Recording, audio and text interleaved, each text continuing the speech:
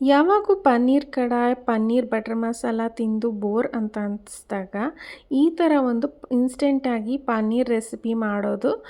ಈ ರೆಸಿಪಿನ ನೀವು ಬೆಳಗ್ಗೆ ಲಂಚ್ ಬಾಕ್ಸ್ಗೆ ಬೇಕಂದ್ರೂ ಮಕ್ಕಳಿಗೆ ಕೊಡ್ಬೋದು.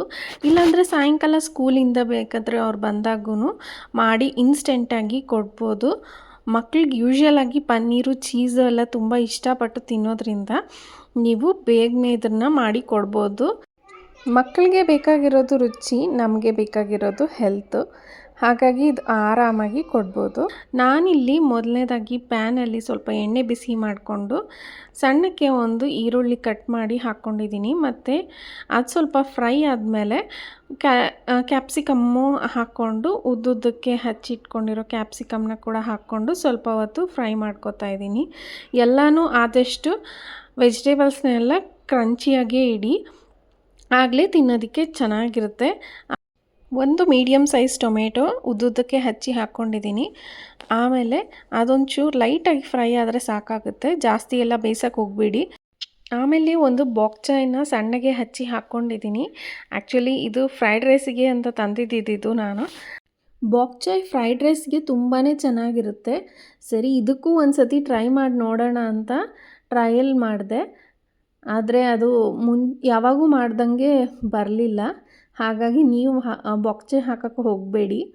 ಆಮೇಲೆ ನಾನಿಲ್ಲಿ ಎಲ್ಲನೂ ಸ್ವಲ್ಪ ಫ್ರೈ ಆದಮೇಲೆ ನನ್ನ ಫೇವ್ರೆಟ್ ಜೀರಾ ಮತ್ತು ಮೆಂತ್ಯ ಪೌಡರ್ ಮತ್ತು ಒಂದು ಸ್ವಲ್ಪ ಅರಿಶಿನ ಹಾಕಿ ರೆಡ್ ಚಿಲ್ಲಿ ಪೌಡರ್ ಹಾಕಿದ್ದೀನಿ. ಮತ್ತು ಸ್ವಲ್ಪ ಗರಂ ಮಸಾಲ. ನಿಮಗೆ ಖಾರಕ್ಕೆ ಬೇಕಾಗಿದ್ದರೆ ಹಸಿಮೆಣ್ಸಿನ್ಕಾಯಿ, ಇಲ್ಲಾಂದರೆ ಖಾರ ಇರೋ ರೆಡ್ ಚಿಲ್ಲಿ ಪೌಡರು ಹಾಕಿದ್ರೂ ಚೆನ್ನಾಗಿರುತ್ತೆ. ನಾನಿಲ್ಲಿ ಮಕ್ಳಿಗೋಸ್ಕರ ಮಾಡೋದ್ರಿಂದ ಈ ಬರೀ ಕಾಶ್ಮೀರಿ ಚಿಲ್ಲಿ ಪೌಡರ್ ಮಾತ್ರ ಹಾಕಿದ್ದೀನಿ. ಮತ್ತು ಕಸೂರಿ ಮೇಥಿ ಪೌಡರು ಹಾಕಿ ಪನ್ನೀರ್ ಹಾಕಿ ಸುಮ್ಮನೆ ಲೈಟಾಗಿ 1 ನಿಮಿಷ ಹಂಗೆ ಫ್ರೈ ಮಾಡಿದ್ರೆ ಸಾಕಾಯಿತು. ಇದು ರೆಡಿ ಆಗೋಗುತ್ತೆ. ಈಗ ಇದನ್ನು ಚಪಾತಿ ಮೇಲೆ ಹಾಕ್ಕೊಂಡು ರೋಲ್ ಮಾಡಿಕೊಂಡ್ರೆ ರೆಡಿ ಆಗೋಗುತ್ತೆ.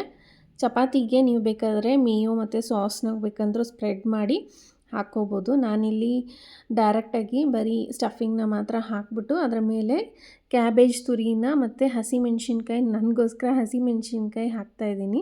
ಮಕ್ಕಳಿಗೆ ಹಾಗೆ ಕೊಡ್ತೀನಿ. ರೋಲ್ ಮಾಡಿಬಿಟ್ಟು ಕಟ್ ಮಾಡಿ ಕೊಟ್ಟರೆ ಸೂಪರಾಗಿರುತ್ತೆ. ನೀವು ಟ್ರೈ ಮಾಡಿ, ತುಂಬ ಚೆನ್ನಾಗಿರುತ್ತೆ. ಇದನ್ನು ಲಂಚ್ ಬಾಕ್ಸ್ಗೆ ಇಲ್ಲಾಂದರೆ ಈವ್ನಿಂಗ್ ಸ್ನ್ಯಾಕಾಗಿ ಟೀ ಟೈಮ್ ಜೊತೆಗೂ ತಿನ್ಬೋದು. ನೋಡಿ ಎಷ್ಟು ಬ್ಯೂಟಿಫುಲ್ ಆಗಿದೆ, ಅಷ್ಟೇ ಟೇಸ್ಟಿಯಾಗೂ ಇರುತ್ತೆ. ಒಂದು ಸತಿ ಟ್ರೈ ಮಾಡಿ.